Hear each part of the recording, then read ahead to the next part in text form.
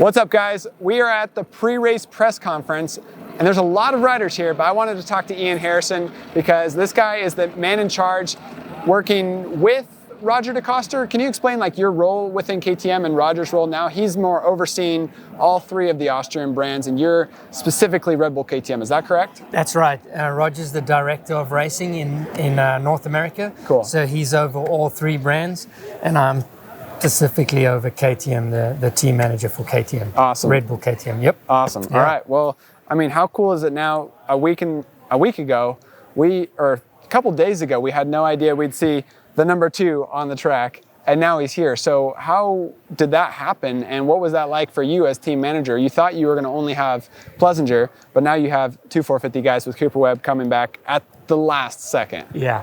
Well, first, I'll start off first with saying that it's awesome to have 4 guys under the tent that are healthy and ready to go for the outdoors. That's the main goal.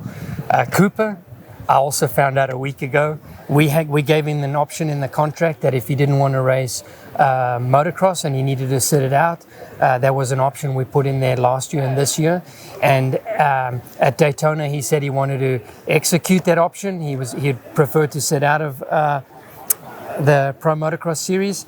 And then after he got injured in Denver, it was about a week later, he called and said, hey, I want to race motocross. So I called Austria. Of course, they said, hey, no problem. If he wants to get back in, we can do that. And one thing led to another. He got his concussion test passed. He started riding. And here we are. Wow. So we'll see how it goes. But I haven't actually witnessed him ride one lap yet. Wow. It's all been in Florida. All right. So, all right. So we're excited to see how things get underway. That's cool. Yeah. That's definitely interesting, and it's fun to see. Also, I was looking closely at this bike right here at the pre-race press conference. There's a lot of factory bikes laying around, and I was looking closely. I said, oh, Cooper's running the air forks. Now, that's not so uncommon. We saw Muscan, he ran air forks last year when he raced the 250 a little bit. I know Aaron Plessinger, he's raced with the air forks a little bit on KTM. These are the stock production air forks. When I looked at him, I was like, oh, he's running air forks, but then I realized this is a stock bike. This isn't actually his race bike. This is just a display bike for today. But you said that he's actually running the air forks on his motocross bike. Is that true? That's right. Actually, Cooper and Aaron are both using the production-based air fork on their race bike. There's a couple modifications on the inside, of course, but I would say 90% of it is production. And then Cooper is actually also going to use a production shock. Wow.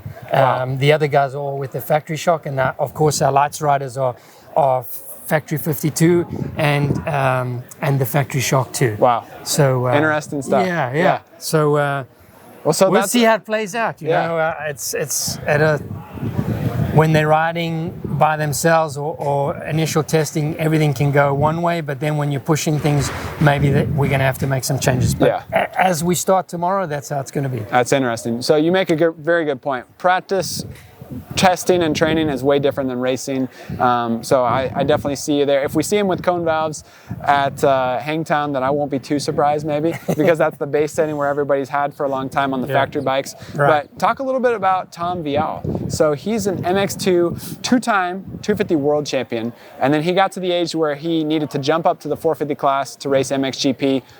He couldn't stay in the 250 class because in the GPs they have that age limit. Is it 23 or 20? It's 23, and then also it's but he's Tom still had another year there, but I think it was his ambition to come over and race in the US like a lot of young European riders want to do. Kenny, Marvin, you know, just a few that come to mind right now, and he wanted another challenge. Okay. So he came over, and our goal for him was to get him through Supercross safely and in one piece, and he achieved that, which is awesome. Now his new challenge is learning all these new guys in the outdoors, learning the tracks. But he is a 2-time world champion, and I have high hopes for him. We've done a lot of work on the 250 engine over the course of the Supercross to be as competitive as we can. Coming into this outdoor series, I feel like Tom is in a good place. He's actually got a bike setup very similar to how he rode the World Championship with, and I think that's just comes with a peace of mind of knowing what he did it on before. whereas RJ and Max Vohland have chosen something quite different, and we've increased the power a lot on that bike, and I'm excited to see where they're at. And actually, at all the test days we've been to in our group, Max Vohland's been the fastest. Wow. So we're excited to see what happens on the weekend. Nice, awesome. But I think we'll be able to challenge to be in the top 5 with both Aaron and Cooper and of course Tom and Max. Awesome. That's our goal. That's an exciting goal to have, and a good group of guys you have. Another big topic that's really interesting that I'm still learning from Ian here. We talked about it when Max Vohland first signed with the Red Bull KTM team, that this was like the first time that a father-son duo had ridden for the same team manager, Talon Vohland. He runs a Turbis USA now. I get plastics through him. We're thankful for his support. He's actually sponsoring me for the races that I'm doing this weekend. But Talon and Max, father-son, have ridden for Roger DeCoster now. But you explained that Tom Vialle, you actually competed against his dad. Can you explain that? Yeah, absolutely. So when I was in Europe in the early 90s with Greg Albertine racing the World Championship, Tom's dad, Frederick Vialle, was racing the World Championship too.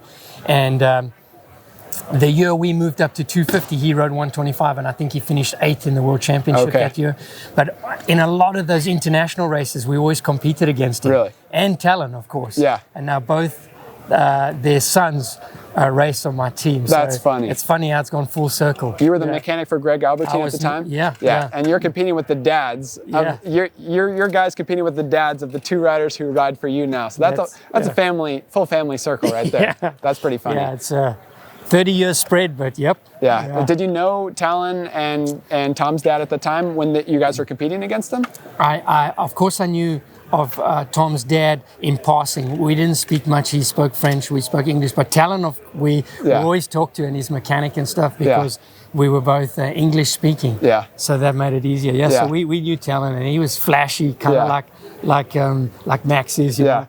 So yeah, it was cool. That's cool. All right. Motocross is one big family sport, really. I mean, families start the sport because they love it. And guys like you, me, we stick around. I mean, I'm only 26, turning 27 soon, but I've stuck in there for 20 years of my life because I love motocross, and you have as well. So pretty cool to see the family connections, and it runs deep with KTM. Good stuff. So thanks for your time. Apollo this weekend. Looking forward to it. Okay, thank you.